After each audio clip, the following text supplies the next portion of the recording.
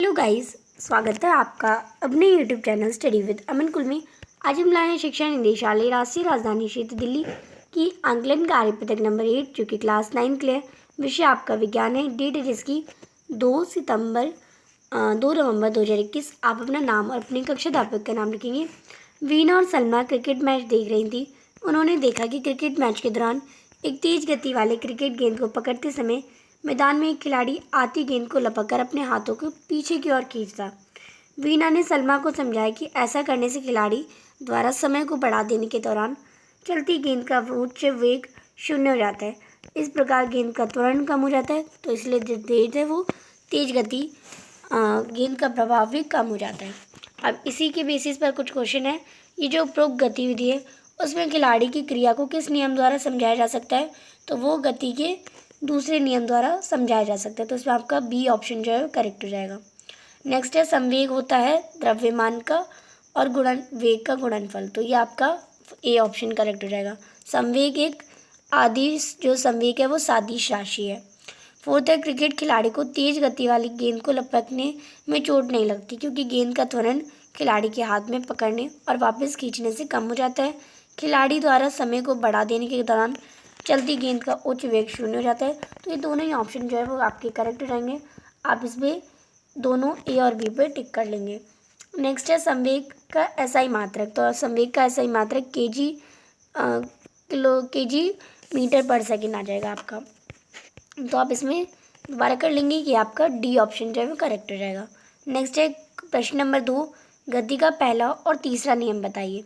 तो गति के पहले नियम के रूप में कहा जा सकता है कि शरीर की एक सीधी रेखा में आराम या एक समान गति पर होगा जब तक कि उस पर कोई बाहरी बल लागू ना हो। गति का तीसरा नियम कहता है कि प्रत्येक क्रियाबल के लिए एक समान और विपरीत प्रतिक्रिया बल होता है। वास्तव में सभी बल जोड़े में आते हैं, अलगाव में कोई बल मौजूद नहीं है। दूसरा है तीसरा प्रश्न, बस की छत पर रखे सामान को रस्सी से बांधने की सलाह क्यों दी जाती है। तो सामान को आमतौर पर बसों की छत पर रस्सी से बांधा जाता है। जब कोई चलती बस अचानक रुक जाती है तो उसकी छत पर लगे सामान गति की जड़ता के कारण गति की स्थिति में चलते रहते हैं, इसलिए सामान बस की छत से नीचे गिर जाता है। चौथा जो प्रश्न है, गति के तृतीय नियम पर आधारित कोई 3 उदाहरण दीजिए। तो न्यूटन की गति के तीसरे नियम के उदाहरण हो जाएंगे इलास्टिक बैंड खींचना, नाव चलाना, तैरना, किसी वस्तु को धकेलते समय स्थैतिक घर्षण करना, जमीन पर खड़े होना या कुर्सी पर बैठना। प्रश्न नंबर 5 है, एक कार 108 किलोमीटर घंटा के वेग से चल रही है और उसका ब्रेक लगने के बाद उसे रुकने में 4 सेकंड का समय लगता है। यदि यात्रियों का कार द्रव्यमान 1000 किलोग्राम है तो ब्रेक द्वारा कार पर लगाए गए बल का परिकलन कीजिए। तो आप देखिए दिया गया है कि हमें यात्रियों के साथ मोटर कार का द्रव्यमान 1000 किलोग्राम है। प्रारंभिक वेग हमारा 108 किलोमीटर प्रति घंटा है। लिया गया समय 4 सेकंड। जब से गाड़ी रुकती है अंतिम वेग v=0 मीटर पर सेकेंड। प्रारंभिक वेग हमारा मीटर पर सेकेंड में परिवर्तित करता है तो 30 मीटर पर सेकेंड आ जाता है। हमें ब्रेक द्वारा लगाए गए बल को खोजने की ज़रूरत है।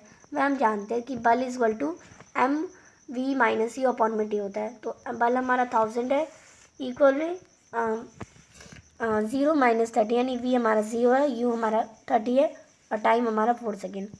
अब 100 से 4 कटेगा तो 250 आ जाएगा और 250 ये -30 तो -75 250 को मल्टीप्लाई करेंगे -30 से तो 7500 n आ जाएगा जो कि माइनस का होगा। तो बल के ऋणात्मक चिन्ह का अर्थ है कि बल गति की विपरीत दिशा में लगाया गया था। नेक्स्ट है प्रश्न नंबर 6, गति का दूसरा नियम बताइए और इसका गणितात्मक व्यंजक यथाबोध भी कीजिए। तो गति का जो दूसरा नियम है न्यूटन की गति का दूसरा नियम, न्यूटन की गति के दूसरे नियम को औपचारिक रूप से निम्नानुसार कहा जा सकता है। एक शुद्ध बल द्वारा उत्पन्न वस्तु का त्वरण शुद्ध बल के परिणाम के समानुपाती होता है। उसी दिशा में शुद्ध बल के समान होता है और द्रव्यमान के यथोक्रमानुपाती होता है वो वस्तु। तो आप इसे कर लेंगे। आज की जो आपकी वर्कशीट है वो कंप्लीट होती है। आई होप आपको अच्छे से वर्कशीट समझ आ गई होगी। चैनल को अभी तक सब्सक्राइब नहीं किया तो प्लीज़ मेरे चैनल को सब्सक्राइब ज़रूर करें और ये वीडियो अच्छा लगी तो इसे लाइक और शेयर ज़रूर करिएगा। Thanks for watching video. Bye bye guys.